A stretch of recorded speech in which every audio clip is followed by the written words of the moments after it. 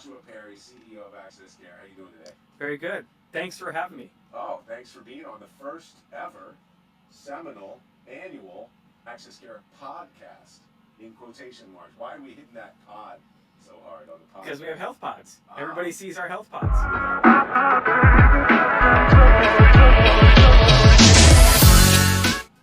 All right, welcome to the first annual Access Care podcast. Off camera is Richard Trapp. Who's on camera with us today?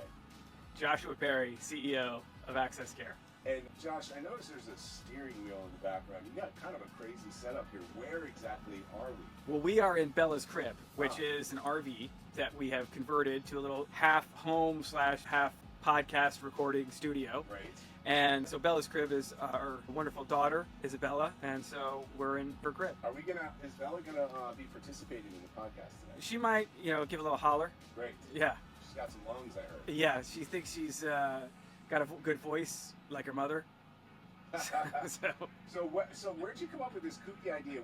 We're at Cigna Group, where Bloomfield, Connecticut? Yeah. So we've partnered with Cigna Group for some of their other clients over the last year and a half, but we're very lucky to be at their headquarters in Bloomfield, Connecticut. Beautiful Bloomfield, Connecticut.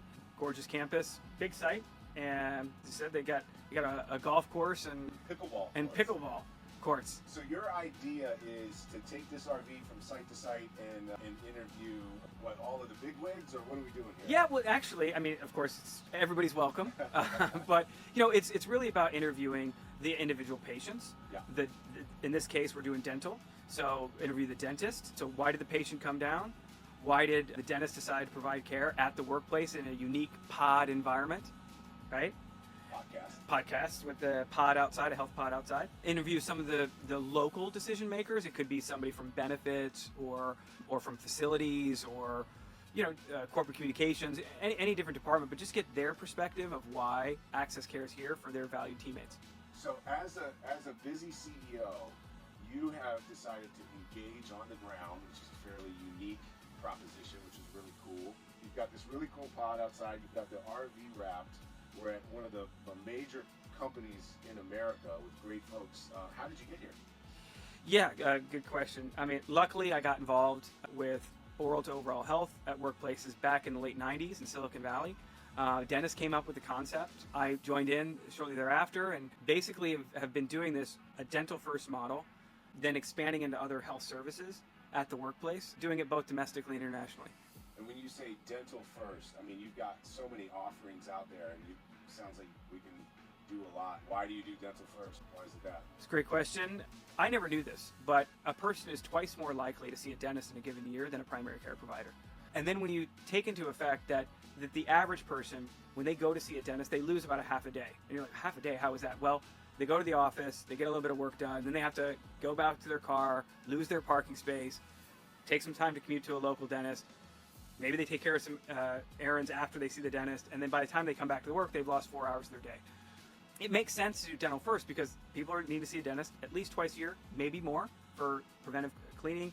And then you do that, and if you get good utilization, which we typically do, then you can say, what other type of health services might you be offering? So many of our clients have asked for hearing, musculoskeletal, vision, now even sleep counseling, nutritional therapy, and a lot of those services that I mentioned actually can be done with technology now by the dentist. In fact, the U.S. military some 15 years ago, kind of looked at the dentist as the primary care provider of the future because of that frequency of visit, and now with technology, they can actually start doing other types of health services. So like the woman who we spoke to earlier who hadn't had cleaning in 3 years. 3 years. Yeah, and which is not abnormal. So now somebody who's kicked that can down the road for this long, now they get the opportunity to come back in the fold. Yeah. And now they're here. And so what if they really, really like this service and they say, okay, you know what? Now I'm in. I want to have a cleaning again in 6 months. Are we one and done? Are we coming back? Yeah, well, a lot of companies want to dip their toe in the water and try it out almost like around an event. But most of the companies, the vast majority of the companies, will say, oh, well, if we're going to do this, let's do this on an ongoing basis. And so we call that continuity care. And depending on the workplace size, the demographics, the promotional efforts, most of the companies will have us back again and again. And that relationship, it's one thing to be accessible, and we all know convenience is king, right? Yeah. But at the end of the day, there needs to be some level of relationship, not just with Access Care. I mean, we're just a company. It's really about the local clinicians, and like what we do with Cigna is we partner with local in-network PPO providers and bring them on site, and they want to do it again and again. So having that relationship with the company, with the provider, you're going to get better attendance. You're going to move that needle on proactive healthcare. You're going to get people that are not just do it for their dental. They're going to say, oh, okay, now I'm paying attention to my dental. I should see for Cigna Group, they've got a on-site primary care clinic. Yeah, let's get that information. We might have found something in the appointment. Let's get that information and lock on in arms with the local provider for other health services. So you yourself, as the CEO of a preventive and proactive healthcare company, have confessed to maybe not being the best patient in the world. That is true. Just like the chef who goes home and fixes peanut butter and jelly sandwiches because they chef all day. Yeah, and they're good. So now we've got the example of this woman who has kicked the can down the road for 3 years. Now she's come back, but now it sounds like it's an opportunity. We're almost teaching her to be a better patient. Almost. Well, that's the whole thing. There's been a great book recently called Outlive. They talk about that we are in the phase. Outlive is really about longevity of life. Is so that you don't spend the last 20 or 30 years of your life at some degraded level of health. So if you take care of yourself, and that's medicine 3.0, or what is commonly called proactive health. If you take care of yourself early on, if you pay attention to your nutrition, if you get good sleep, if you brush your teeth twice a day, and that's one of the core ones, is just take care of your personal hygiene on that perspective. If you do these things, you get that exercise, then the last great years of your life will be in better health, and you'll get to have a longer life. So this medicine 3.0 or proactive health care is what Access Care is all about. It's trying to get people to be to have more agency over their own health care and not look at the traditional, take a pill or go to a provider, but what can you do for yourself? So I've heard a lot of benefits, folks. I had a great tour with the on-site nurse who's here with the clinic. Very interested in, I guess, that last yard of care. Yeah. So what's an example? Let's say we do come back and add musculoskeletal assessments, and they have a physical therapist here on site. What would that look like in terms of like completing that circle of care? Yeah, well, it's and there's that wonderful Isabella's voice. Yeah. Definitely be on the back, right? on yeah, exactly, stretches and using her great vocal cords. Yeah, I mean, the connection is from the assessment side. We can identify the actual range of motion that a person has, whether it's for their tennis elbow or their knees or what have you. Do a full body assessment and then connect with the local physical therapist and get that data to them, and then check them again and again. Typically, be 6 times a year. As have they improved their range of motion, or are they still in the red, or need to see another provider? The big thing also, what we would do is for the musculoskeletal, we have little videos or GIFs of stretches and exercises that they can do themselves, or like what we do with Workday, one of our clients abroad, we can have classes as part of the fitness where it's just focusing on those people that need to really focus on just the basic stretches and exercises ability. Again, the idea is musculoskeletal is such a heavy cost for many companies, is if you can get that individual to be more proactive on their own, doing these stretches and exercises and taking advantage of the great benefits like an on-site physical therapist or a physiotherapist, then you're going to reduce those more costly health sessions or surgeries if that might come down the road later. So the return on investment is a very small amount of time now can prevent things like surgery, or even, I guess, speak to some other of the services, maybe vision. I think at Honeywell we found some examples of, what was it? Yeah, glaucoma. And I mean, you think about it like this, is that there's a lot of like vision health, if you will, beyond the prescriptions that everybody gets.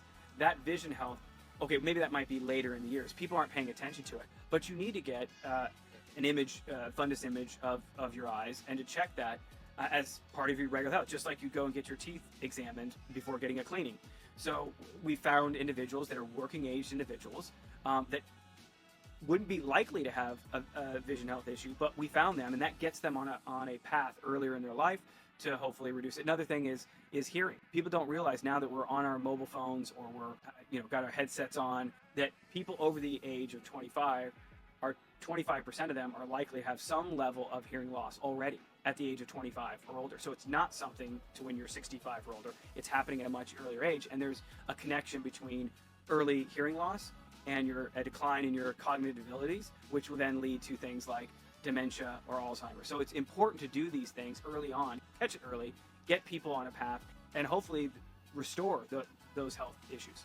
So now that we've kind of gotten into, and I think we're gonna have to go and do a little cornhole session outside. Yes. What do we have? So we've got the pod, we've got a little summertime setup outside too, right? Yeah, so we yeah. Come down, do some games. Yeah, so get the interviews, get the people that get their health engagement session, in this case dental, and then if they'd like to contribute as like their experience to help us learn as a company, get better, but also to, why they decided to participate, and then give a little bit of fun activities. So we got some cornhole, we got some badminton, we got some frisbees, so it becomes a little health fair. It's a very focused health fair, just about what has been done with Access Care, but to make it more inviting for people. And hopefully as it's a big campus, they see, I didn't get a chance to schedule an appointment. Maybe I'll schedule for the next time you come around.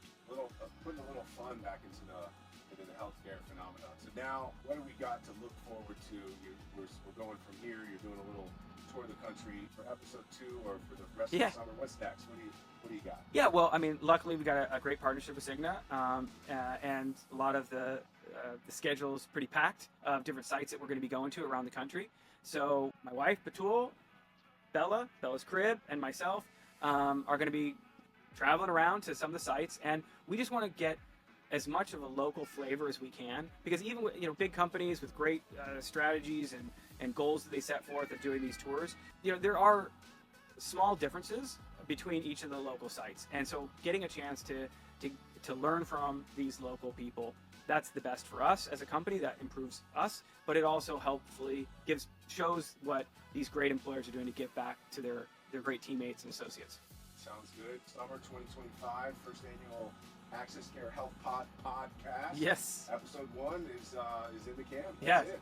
Thanks for your time. We'll see you on the next one. Thank you very much. Okay, brother.